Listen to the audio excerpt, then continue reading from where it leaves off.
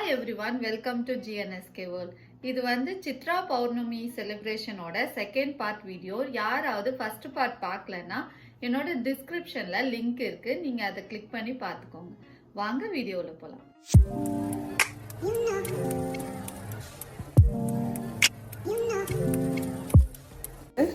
புளி சாதம் பண்ணுறதுக்கு நம்ம வந்து என்னென்ன பொருள் தேவைன்ட்டு நம்ம இப்போ வறுத்துக்கலாம். ஃபஸ்ட்டு நம்ம வெந்தயம் போட்டு வறுத்துக்கோங்க. சும்மா கொஞ்சமாக ஒரு 1/4 ஸ்பூன் வெந்தயம் இருந்தால் போதும். ஏன்னா நான் வந்து ஒரு 200 போது 200 போட்டிருக்கேன். அப்போ அது 600 தான். அதனால் அரை கிலோ கொஞ்சம் கூடுதலாக வரும். அதுக்கேற்ற மாதிரி நான் வந்து அதுக்கேற்ற பொருள் தான் போட போகிறேன். பாருங்கள், இந்த வெந்தயம் கொஞ்சம் செவக்கட்டும்.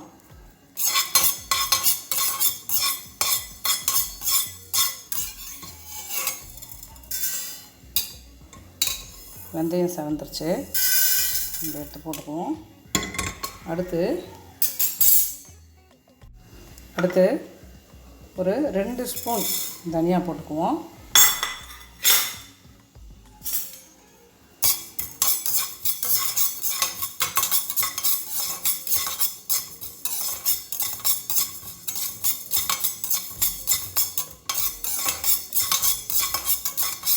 கொஞ்சம் வாசனை வர வரைக்கும் அப்படியே வறுத்துக்குவோம். பாருங்கள், அப்படி இந்த மாதிரி வறுத்துட்டு நம்மளுக்கு அந்த வாசனை வர அளவுக்கு நம்ம இதை வந்து நல்லா வறுத்துக்குவோங்க.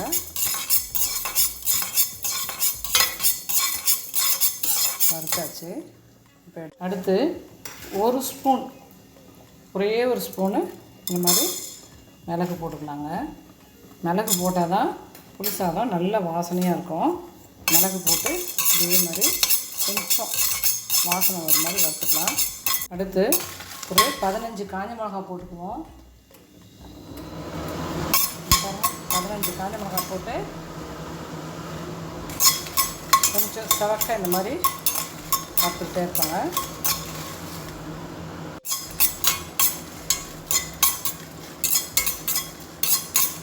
இங்கே பாருங்கள், நான் இதெல்லாம் வந்து ஒரு 3 டம்ளர் அந்த அரிசிக்கு அந்த அளவுக்கு மட்டும்தான் நான் இப்போ பண்ணுறேன். உங்களுக்கு எவ்வளோ தேவையோ இதே மாதிரியே வந்து அதை எதோ கூடுதலாக பண்ணிக்கலாம். எல்லாத்தையுமே கூடுதலாக ஆக்கிக்கணும். இப்போ நான் வந்து 3 டம்ளருக்குன்ற போது இந்த அளவு நான் ஒரு 15 மிளகாய் போட்டிருக்கேன். அப்போ தான் வந்து காரம் கரெக்டாக இருக்கும். மிளகு வேறு ஒரு ஸ்பூன் போட்டிருக்கோம் இல்லைங்களா.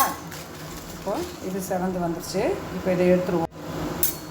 இப்போ பாருங்கள், நல்லா ஃபுல்லாக 1 ஸ்பூன் எள் எடுத்து நான் வெள்ளை எள் யூஸ் பண்ணுறேன். நீங்கள் கருப்பு எள் கூட யூஸ் பண்ணிக்கலாம். இல்லை ஒரு 1.25 அளவுக்கு இதை எடுத்துகிட்டு இது பொரியிற அளவுக்கு நல்லா அப்படி வறுத்துக்கோங்க.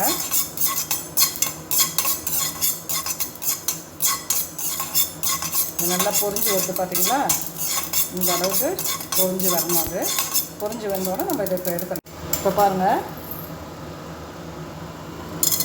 கடலைப்பருப்பு எடுத்து போட்டுக்குவோம்.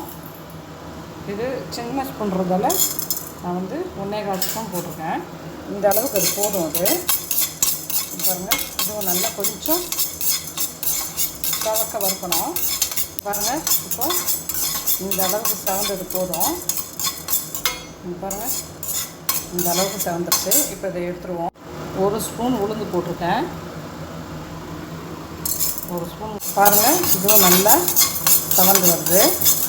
செவந்து வந்தோடனே இதை நம்ம எடுத்துடணும்.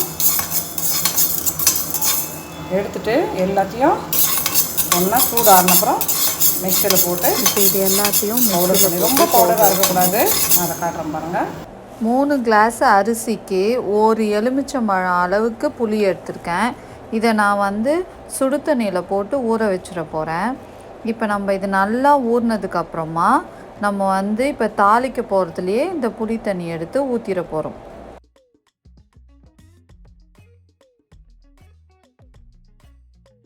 புளி சாதத்துக்கு கொஞ்சம் கூடுதலாக எண்ணெய் விட்டுக்கணுங்க.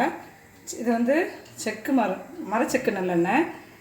இந்த எண்ணெய் தான் நான் எப்பவுமே யூஸ் பண்ணுறேன். அதனால் இது கொஞ்சம் கூடுதலாக விட்டுக்கணும். நான் சாதத்தில் வந்து இங்கே பாருங்கள், சாதத்தில் கொஞ்சம் எண்ணெய் விட்டு நான் ஆற போட்டு வச்சுருக்கேன். அதனால் இதில் கொஞ்சம் திட்டமாக எண்ணெய் விட்டுக்குங்க. இது 2 நாள் ஆனால் கூட இந்த புளி சாதம் வந்து கெடாதுங்க. அதனால் தான் நம்ம வந்து எண்ணெய் விடுறது. எண்ணெய் நல்லா காயட்டும்.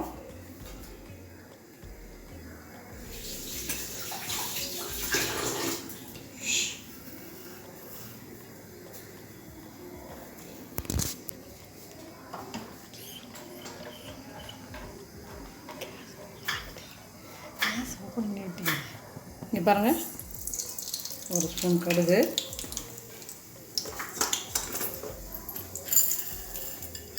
நல்ல பெரிய ஸ்பூனில் ஒரு ஸ்பூன் கடலைப்பருப்பு,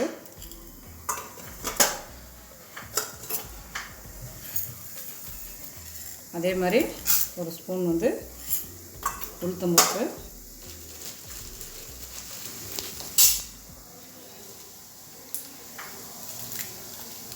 காஞ்ச மிளகாய் இந்த மாதிரி கையிலேயே ஒரு 3 மிளகாய் இந்த மாதிரி போட்டுக்கோங்க.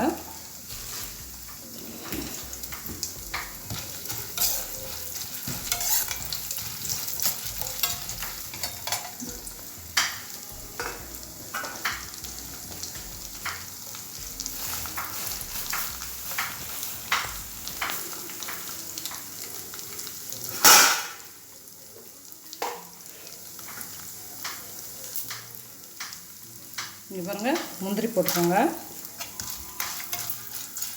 முந்திரி போடுறவங்களும் போட்டுக்கலாம், வேர்க்கடலை வேணும்னா வேர்க்கடலை போட்டுக்கலாம்.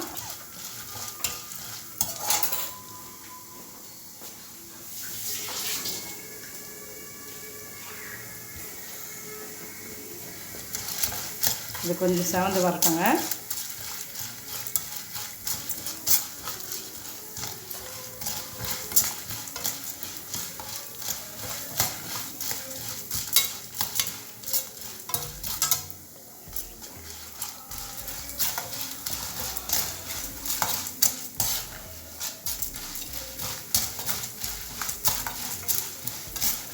இங்கே பாருங்கள், செவந்து வந்துடுச்சு. இந்த டைமில் நம்ம வந்து இப்போ நம்ம எடுத்து வச்சிருக்க புளியை இதில் ஊற்றி நல்லா கொதிக்க வைக்கலாம்.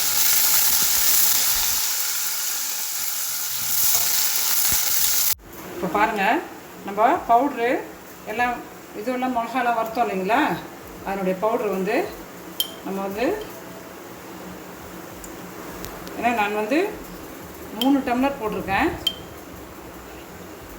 அரைச்ச பவுட்ரு வந்து நம்ம இந்த மாதிரி 3 ஸ்பூன் போட்டுக்கோங்க. பெரிய ஸ்பூனில் 3 போட்டுங்க, அப்போ தான் வந்து நம்மளுக்கு காரம் கரெக்டாக வரும். இந்த மாதிரி போட்டுக்கோங்க. நல்லா கொதிக்கட்டும். நம்ம கொதிக்கும் போதே இங்கே பாருங்கள், இந்த வெல்லம் கண்டிப்பாக நம்ம வந்து கொஞ்சம் போல் சேர்க்கணுங்க. அப்போ தான் வந்து அது டேஸ்ட்டாக இருக்குங்க. இங்கே பாருங்கள், இப்போ புளிக்குழம்பு ரெடி ஆகிடுச்சு. இந்த எண்ணெய் பிரிஞ்சு மேலே தனியாக வருது பாருங்கள். இப்போ புளிக்குழம்பு ரெடி ஆகிடுச்சு. இப்போ நம்ம வந்து அதை வந்து சாத்தில் விட்டுட்டு லாஸ்ட்டாக பார்க்கலாருங்க. இதை வந்து இந்த குழம்பு மீந்ததுன்னா நீங்கள் ஃப்ரிட்ஜில் வச்சுட்டு 10 நாள் நீங்கள் அப்படியே வச்சுருந்தீங்கன்னா கூட அந்த குழம்பு நல்லாயிருக்கும். தேவைப்படும் போது சாதம் மட்டும் வடித்து நம்ம அதை வந்து மிக்ஸ் பண்ணிக்கலாங்க. பாருங்கள், இப்போ புளி சாதம் ரெடி ஆகிடுச்சு பாருங்கள். இப்படி தான் இருக்கணும் இந்த மாதிரி புளி சாதம். இங்கே பாருங்கள், இந்த வீடியோவில் நீங்கள் பார்த்த புளி சாதத்தை கண்டிப்பாக ட்ரை பண்ணி பாருங்கள். ரொம்ப டேஸ்டியாக இருக்கும். நான் ரொம்ப மிஸ் பண்ணுறேன். நீங்கள் ட்ரை பண்ணிவிட்டு உங்களுக்கு ஏதாவது டவுட் இருந்ததுன்னா கமெண்ட் செக்ஷனில் கமெண்ட் பண்ணுங்கள். உங்களுக்கு என்னோட வீடியோ பிடிச்சிருந்ததுன்னா லைக் பண்ணுங்கள், ஷேர் பண்ணுங்கள், சப்ஸ்கிரைப் பண்ணுங்கள். தேங்க்யூ ஃபார் வாட்சிங். If you like these type of video, do not forget to subscribe to our channel and turn on the notification. Subscribe to our channel, turn on the notification, like this video, share this video, and do not forget to follow us on Instagram. Thanks for watching.